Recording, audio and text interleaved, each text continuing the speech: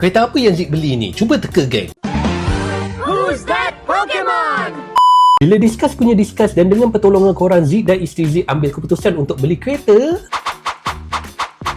Ya, Pro 2 Ativa. Kenapa Zik beli Ativa dan bukannya kereta lain yang pernah Zik sebut dalam video sebelum ini? Ini adalah disebabkan nombor satu, beza dia mempunyai sisi rendah dan juga belakang seat dia tak berapa selesa untuk jarak yang jauh. Nombor dua, Honda City. Takut maintenance tinggi dan susah nak budget cost kalau jadi apa-apa terhadap kereta tersebut. Nombor tiga, Proton Saga. Sisi dah okey tapi ada orang cakap minyak pula tak berapa nak jimat. Jadi Pro 2 Ativa ini menjadi pilihan family Zik untuk kereta seterusnya.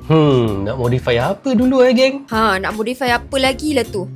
Sambung. Kita orang pilih Ativa disebabkan nombor satu, safety feature yang ada pada Ativa ini contohnya macam ASA iaitu Advanced Safety Assist, Lane Departure Warning dan juga Parking Assist. Nombor dua, selesa untuk keluarga Zik dan senang untuk isteri Zik nak drive disebabkan dia punya saiz tak sebesar dan panjang macam MPV. Nombor tiga, reliability daripada segi jimat cost untuk maintenance dan juga jimat untuk bayar road tax kerana sisi rendah. Tetapi nombor empat, walaupun sisi rendah 1.0, dia mempunyai turbo yang membuatkan ianya tekan pregi. Nak tak Zik sharekan proses pengalaman Zik macam mana korang nak trade in jual kereta korang dan beli kereta second hand pilihan korang? Cuba komen di bawah. Habislah malam ni tidur tak lena, fikir nak modify apa dulu.